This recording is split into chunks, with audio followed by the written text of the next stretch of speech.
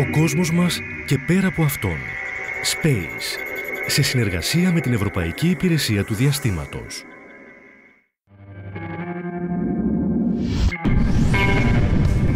Η νεότερη και αναλυτικότερη χαρτογράφηση του πρώτου φωτός στο σύμπαν εγείρει βασικά ερωτηματικά για την απόλυτη ορθότητα της θεωρίας της μεγάλης έκρηξης, του Big Bang. Αφορά το σύμπαν στο οποίο ζούμε και πιστεύω ότι μας ενδιαφέρει πολύ. Αφορά τα βασικά υπαρξιακά μας ερωτήματα.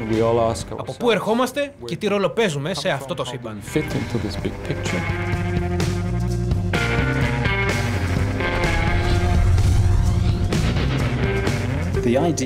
Η ιδέα ότι έχουμε τη δυνατότητα να αποδείξουμε πειραματικά τι ακριβώς συνέβη τη στιγμή της μεγάλης έκρηξης με συναρπάζει πραγματικά.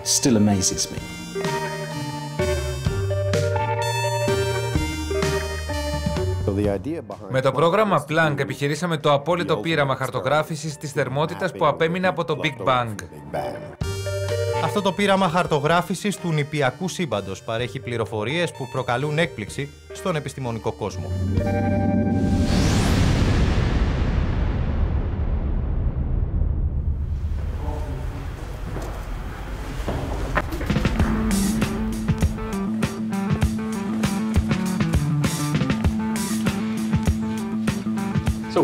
Πρόκειται να δούμε μια πολύ ιδιαίτερη φωτογραφία.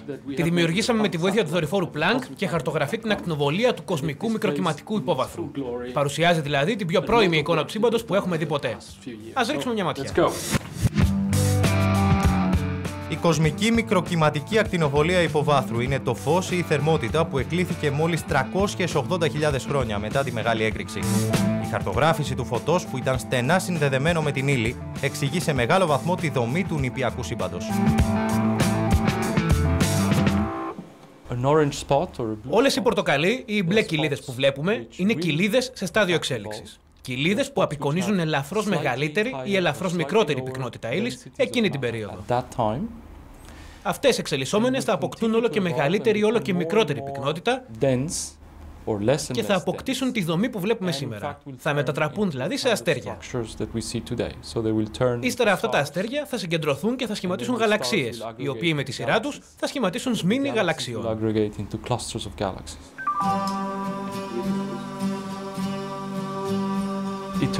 Αποδεικνύεται ότι τα περισσότερα στοιχεία του χάρτη ταιριάζουν ιδανικά στα απλούστερα μοντέλα που γνωρίζουμε.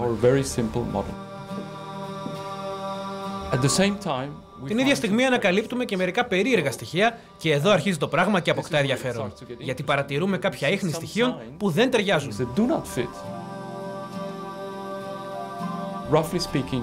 Σε γενικές γραμμές, τα ευρήματα που διαπιστώνουμε ότι δεν είναι όπως τα περιμέναμε βρίσκονται διασκορπισμένα σε ολόκληρο τον ουρανό και δεν είναι εύκολα ορατά με γυμνό μάτι.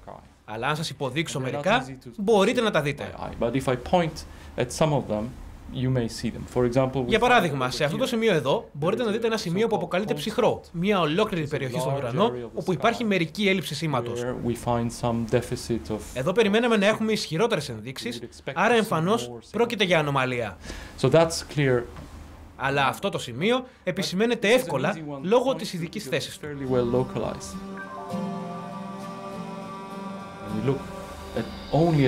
Αν επικεντρωθεί κανείς απλά και μόνο στις μεγάλες απεικονίσεις του χάρτη, θα ανακαλύψει ότι το κυρίαρχο μοντέλο, η καλύτερη μας θεωρία, δεν ταιριάζει με τα στοιχεία.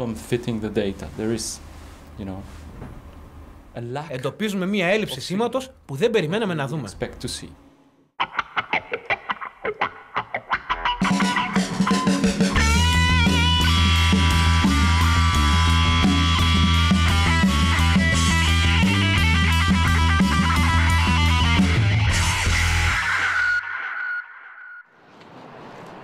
Η αποστολή του δορυφόρου Planck της Ευρωπαϊκής Διαστημικής Υπηρεσίας έχει υποστηρικτές στην επιστημονική κοινότητα ακόμα και στις Ηνωμένες Πολιτείες. Ο καθηγητής Bruce Patridge ανήκει στην ομάδα των πρωτοπόρων του προγράμματος.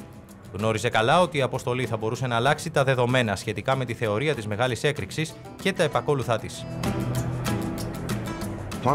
Το πρόγραμμα Planck ερευνά τον ουρανό σε μια εμβέλεια που είναι δύσκολο να δει κανείς από την επιφάνεια της Γης.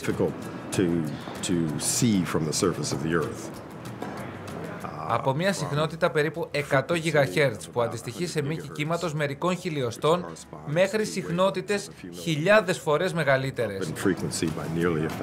Το Planck διαθέτει το μοναδικό εργαλείο παρατήρησης που μπορεί να ερευνήσει το σύνολο του ουρανού με τη μεγαλύτερη δυνατή ευαισθησία. Σκεφτείτε για λίγο την εξέλιξη των φωτογραφικών μηχανών που ξεκίνησαν από ελάχιστα πίξελς και έφτασαν τα 6, 8 ή και 12 MP. Βασικά το Planck πραγματοποιεί ένα παρόμοιο άλμα, διαθέτει υψηλότερη ανάλυση και μεγαλύτερη ευαισθησία στη χαρτογράφηση μιας τέτοιας επιφάνειας.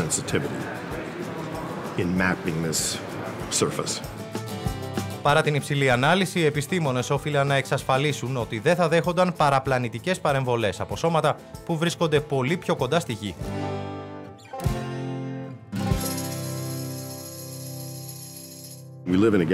Ζούμε σε ένα γαλαξία που και ο ίδιος εκπέμπει θερμική ακτινοβολία και μπορεί να καταστρέψει ή να μιμηθεί τα απομεινάρια θερμότητας από τη μεγάλη έκρηξη, άρα χρειάζεται μεγάλη προσοχή.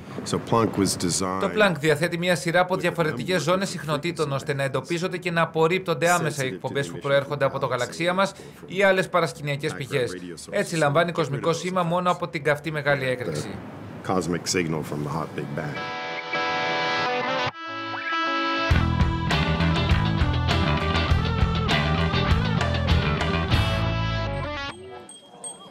Ως αποτέλεσμα αυτής της ακρίβειας, ο Planck μας έδωσε την καλύτερη μέχρι σήμερα απεικόνιση της κοσμικής μικροκυματικής ακτινοβολίας υποβάθρου. Μια απεικόνιση που προβλημάτισε αρκετά τους κορυφαίους επιστήμονες εδώ στο Cambridge της Αγγλίας. Ανάμεσά τους και ο καθηγητής αστροφυσικής Γιώργος Ευσταθίου.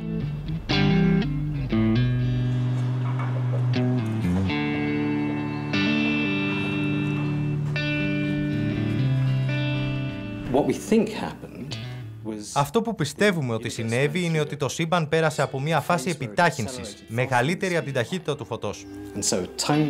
Τότε μια μικρή κοιλίδα επεκτάθηκε με απίστευτη ταχύτητα και δημιούργησε το σύμπαν. Ολόκληρο το σύμπαν όπως το γνωρίζουμε σήμερα. Όλα άρχισαν από μια μικρή κοιλίδα που φούσκωσε και έγινε τεράστια. Πρόκειται για τη θεωρία του κοσμικού πληθωρισμού, που υποστηρίζει ότι μετά την μεγάλη έκρηξη το σύμπαν πέρασε μία περίοδο ταχύτατης διαστολής.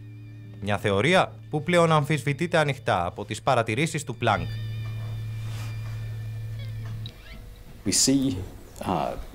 Παρατηρούμε περίεργες ακολουθίες που δεν προβλέπονται από την θεωρία του κοσμικού πληθωρισμού. Υπάρχει λοιπόν μια πολύ σοβαρή πιθανότητα να μας λείπουν σοβαρά στοιχεία. Μπορεί να έχουμε παραπλανηθεί και η διαστολή να μην συνέβη ποτέ.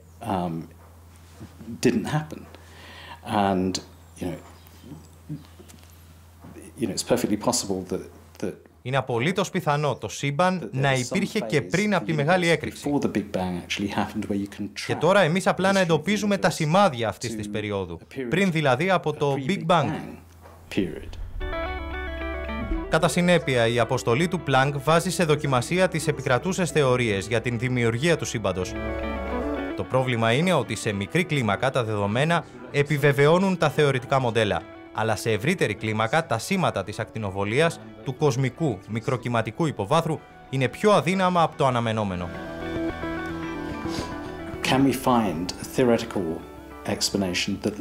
Μπορούμε να βρούμε μια θεωρητική εξήγηση που να συνδέει μεταξύ τους τα διάφορα φαινόμενα που είδαμε, τις διάφορες μικρές αποκλίσεις με τη θεωρία του κοσμικού πληθωρισμού.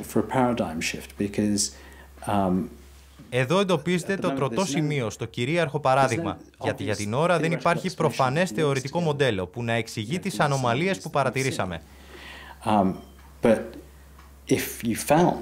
Αλλά αν βρεθεί μια θεωρία που να συνδέει άσχετα μέχρι τώρα μεταξύ τους φαινόμενα, τότε ίσως ανοίγει ένας νέος δρόμος στη φυσική. Όλα δείχνουν ότι η αποστολή του Planck φωτίζει μια άλλη πλευρά των γεγονότων που συνέβησαν τις πρώτες στιγμές της δημιουργίας του σύμπαντος. Τα ακριβή όργανα μέτρησης του Planck αναμένεται να εφοδιάσουν με νέα ενδιαφέροντα στοιχεία την επιστήμη της κοσμολογίας. Μπορούν όμως να αλλάξουν θεμελιωδώς την άποψή μας για τον κόσμο. Πόσο παλιό είναι το σύμπαν? Είναι αλήθεια ότι διαστέλλεται? Προέκυψε μετά από τη μεγάλη έκρηξη?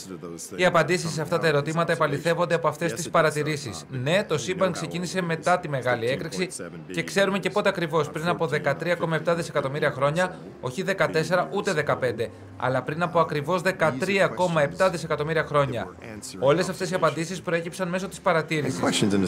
Ερωτήματα που απασχολούσαν την ανθρωπότητα για πολλές χιλιετίες βρήκαν απάντηση από τη δική μας γενιά. Κοφτές, ακριβείς, φυσικές και βασισμένες στην παρατήρηση απαντήσεις.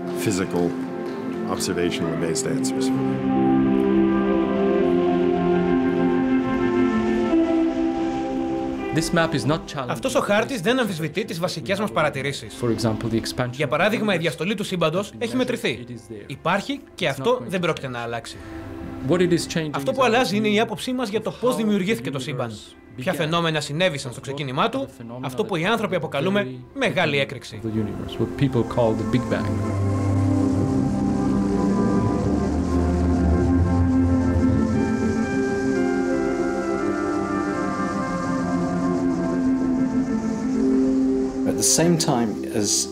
Διαθέτουμε εκπληκτικά πειραματικά αποτελέσματα, τα οποία ταιριάζουν απόλυτα με τα απλούστερα μοντέλα, που εξηγούν τι ακριβώς συνέβη κατά τη διάρκεια της μεγάλης έκρηξης.